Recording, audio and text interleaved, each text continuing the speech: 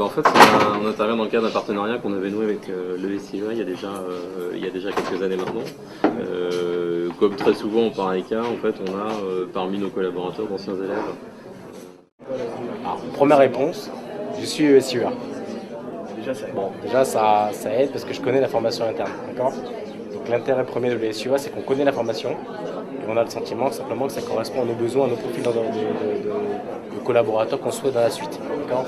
À deux niveaux, la formation humaine, j'insiste, sur la dimension humaine, parce j'en ai reparlé avec le professeur tout à l'heure, la dimension humaine qui est extrêmement structurante, c'est-à-dire que pour deux collaborateurs qui ont le même niveau de compétence, la différence va se faire sur la dimension humaine.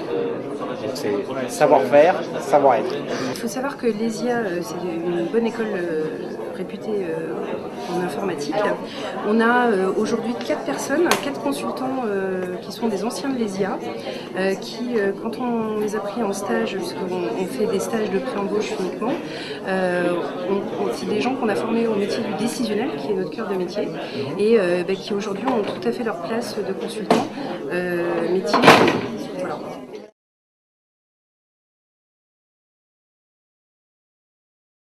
Conseiller, c'est quoi? C'est apporter du savoir-faire à une entreprise. D'accord? Ça peut être sur une dimension technologique. Et là, vous pouvez tout à fait être en conseiller junior puisque vous êtes dans une dimension technologique. Vous avez une formation, un Java, vous allez dans des structures, ça s'appelle le consultant junior. Je veux dire, ne vous focalisez pas sur le terme. C'est une première chose. Donc, est-ce que quelqu'un de l'ESIEA peut faire du conseil? La réponse est oui. La question, c'est qu'est-ce qu'on appelle conseil? Le consultant, c'est l'œil externe qui vient parce qu'il connaît votre écosystème, il connaît votre métier, il connaît vos problématiques, parce que vos concurrents les mêmes, souvent, et il va être capable de vous dire, attention, ici, est-ce que vous avez pensé à ça? La cible, en fait, votre cible, c'est quoi? Il va vous aider à formuler votre besoin, votre problématique. Donc, la notion, je sors d'école, je ne sais pas faire, oubliez-le. Ça, c'est du, comment ça s'appelle? C'est une fausse humilité ou une fausse... Enfin voilà, libérez-vous au sens où vous pouvez le faire. Maintenant, comprenez que faire du conseil, il y a différents degrés. On commence, on est junior, on est dans une équipe, ça peut être technologique ou métier, d'accord? On est dans une équipe et on grandit avec le temps. Le terme ne veut une fois de plus rien dire.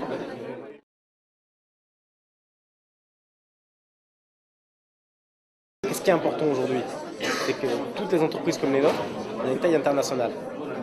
C'est ça qui est important. Donc l'anglais est important pour travailler en termes de mobilité, pour circuler dans l'entreprise.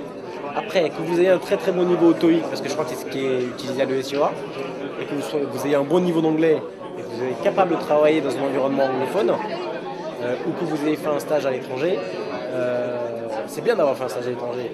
Mais si vous ne l'avez pas fait, ça ne vous empêchera pas de rentrer chez nous et de pouvoir évoluer dans le groupe. C'est ça qui est important. Ce qui est important, c'est d'avoir la langue. L'anglais, c'est assez déterminant. Ouais. Même pour des missions à Paris, on a désormais très souvent des clients dont le management est anglophone.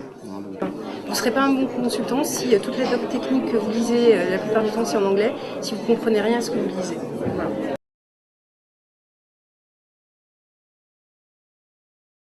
Sur des débutants, on va essentiellement recruter des postes d'ingénieurs concepteurs.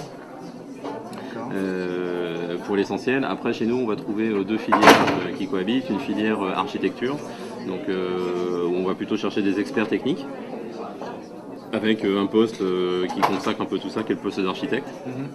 Et puis une filière dite AMOA, où là on va plutôt chercher des gens avec un profil technico-fonctionnel, donc des gens qui vont avoir un pied dans la maîtrise d'œuvre technique, donc qui viennent des métiers d'ingénierie, et un pied dans le métier, donc dans la maîtrise d'ouvrage, dans le recueil du besoin, la traduction des besoins, sa formalisation.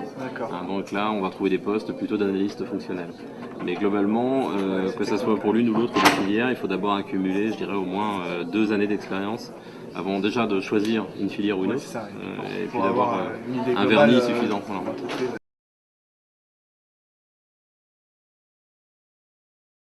2-3 mois, c'est possible. Alors pourquoi ça nous intéresse? Quelqu'un qui a fait 2-3 mois.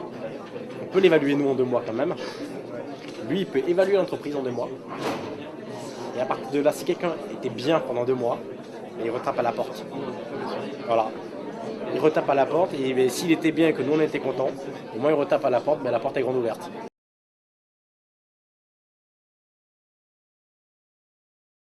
Nous, on ne fait que des nouvelles technologies, hein. On est vraiment commuté là-dessus, on ne fait pas du tout d'autres langages que Java, .NET, c'est notre raison d'être. On est constamment à la veille des nouvelles technos, des nouvelles tendances, et on essaie justement d'avoir des personnes chez nous. On a même un pôle cow-boy de gens qui sont là pour faire un peu les nouvelles technos et voir comment on pourrait les adapter et les intégrer dans notre offre auprès de nos clients. Il faut savoir que les outils qui existent sur le marché évoluent systématiquement, enfin tout le temps, et de plus en plus vite en fait. Et donc on a la priorité chez nous, c'est la veille technologique. C'est d'être toujours au courant de ce qui se passe sur le marché, parce que on part du principe que vous ne pouvez pas être un bon consultant, vous ne pouvez pas donner une bonne solution client à votre client si vous ne maîtrisez pas les outils.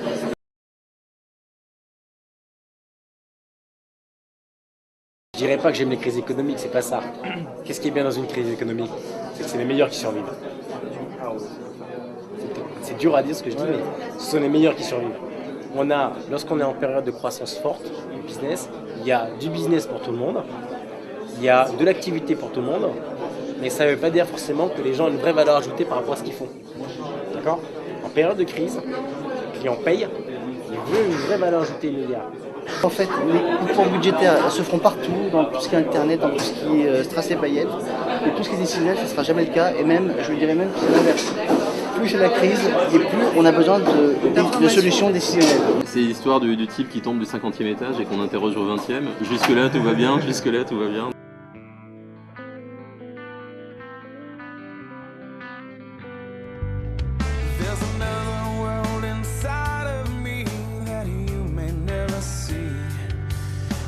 Secrets in this life that I can't hide.